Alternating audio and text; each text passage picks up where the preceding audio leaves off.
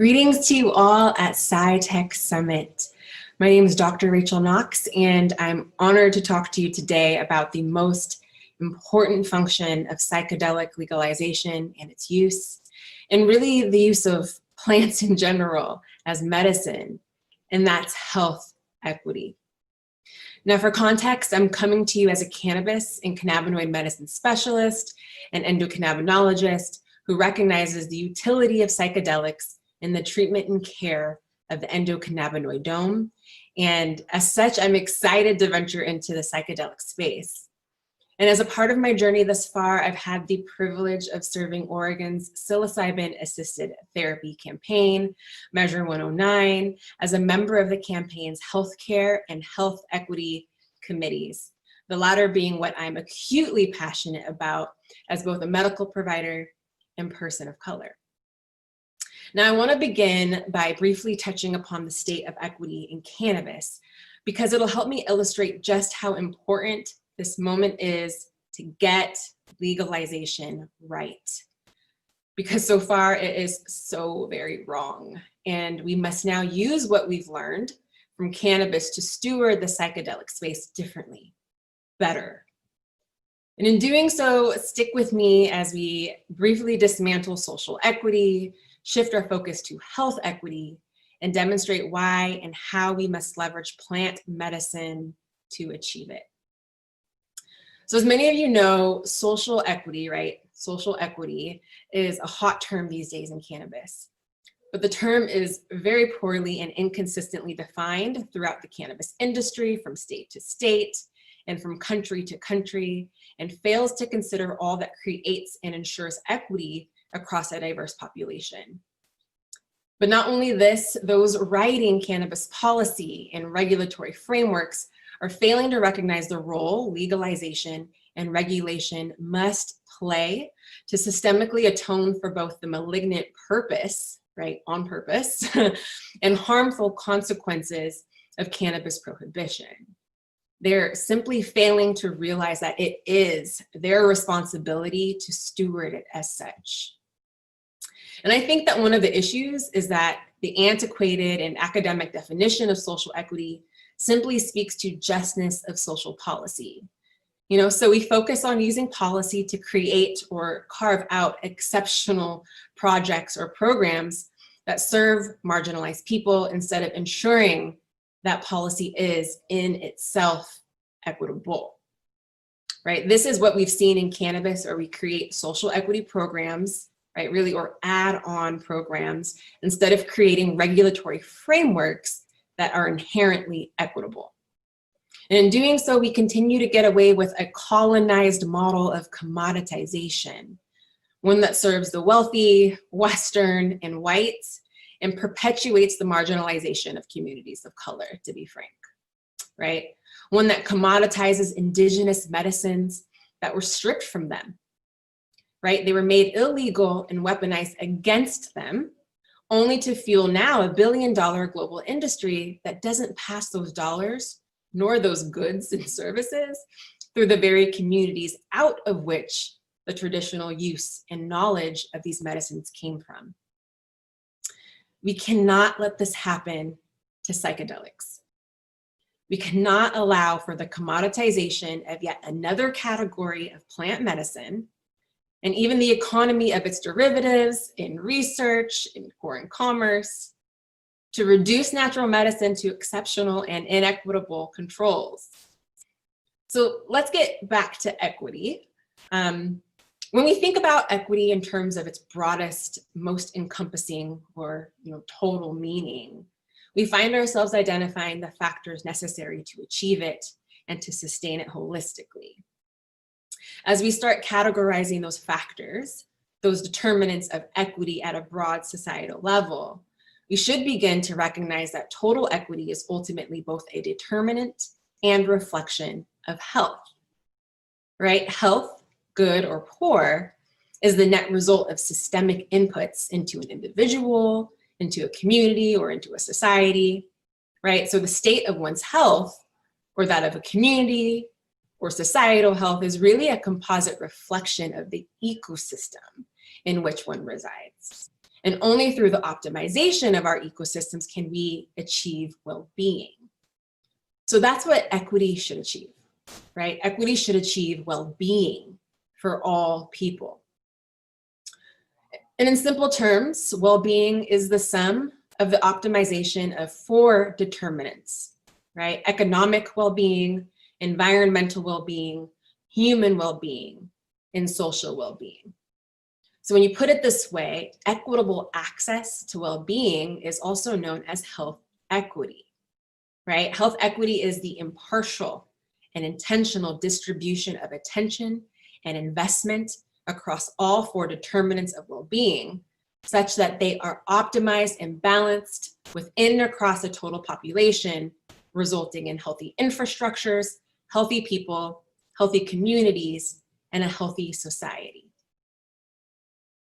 So in terms of equity, I refer to the 4 determinants of well-being as the 4 pillars of health equity, where we find social equity complemented by economic equity, environmental equity, and human equity. And so I want to spend just a quick moment defining what those 4 pillars of equity are.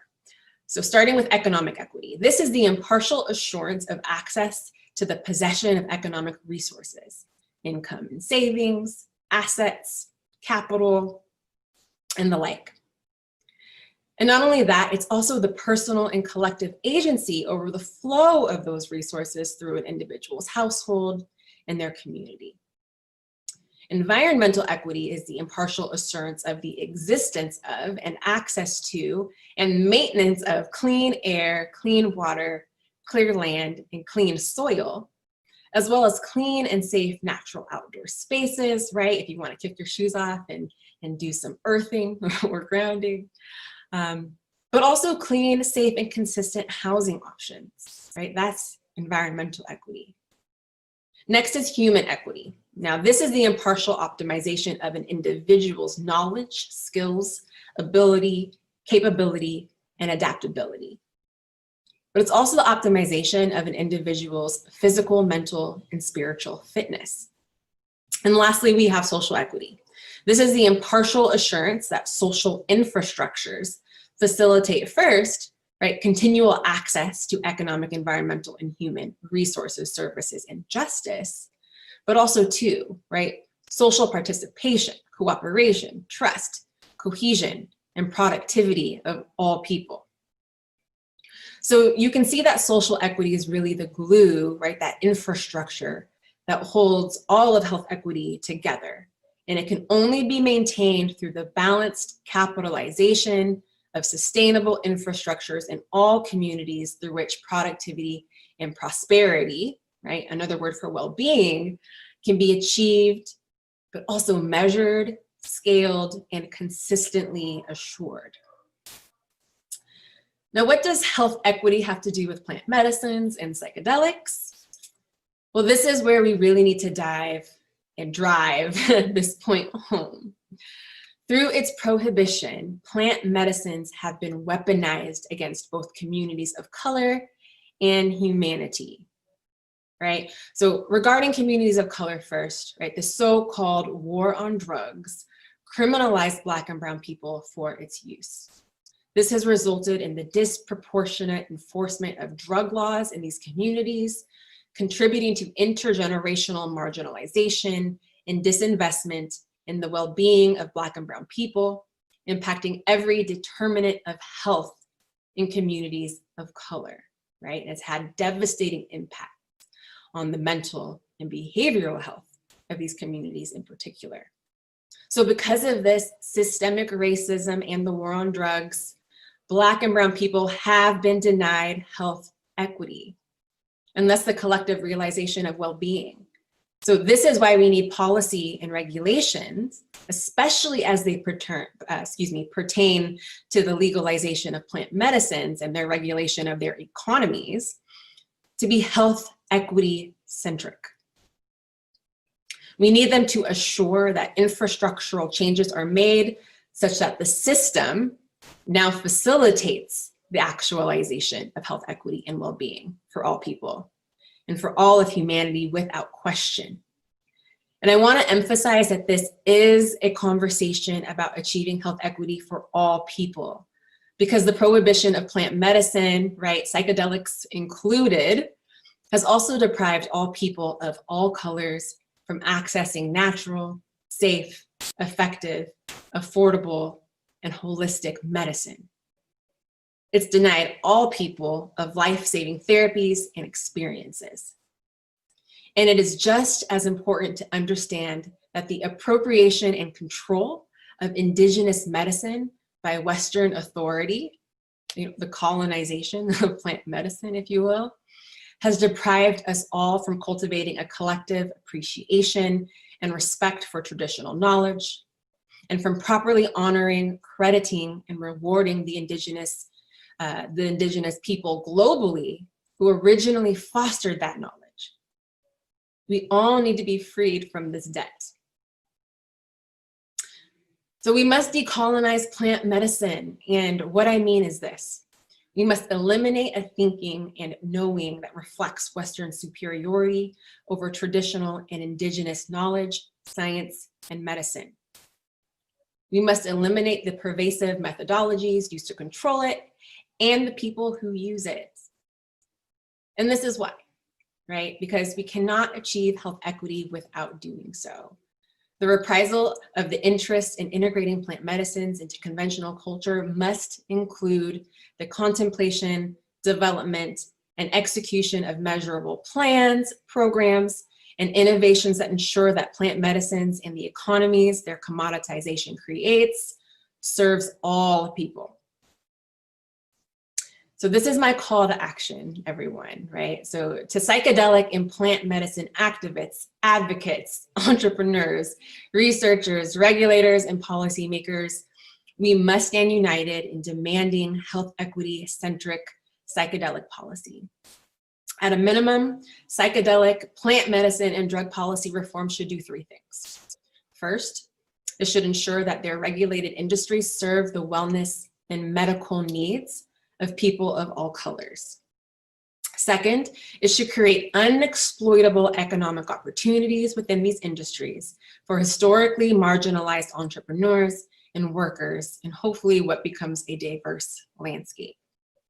And third, it should guarantee that the regulation, taxation, economy, education, and innovations of plants and plant medicines and psychedelics create impactful and measurable pathways to actuating health equity across all communities, but beginning with the communities most harmed by prohibition. And to psychedelic operators specifically, right, our researchers, our clinicians, our manufacturers, and the like, there is a responsibility to pay proper homage to traditional and indigenous knowledge, right? To openly discuss with one another how the emerging psychedelic industry will ensure it is regulated equitably and has an equitable impact on society. And lastly, we have to elevate indigenous leadership within the psychedelic space. This is what it means to legalize and regulate plant medicines with integrity, and health equity must be our true north. So that's all I have for you all today. And I want to thank PsyTech for having me, and I hope you all enjoy the rest of the summit. All right, be well, everyone.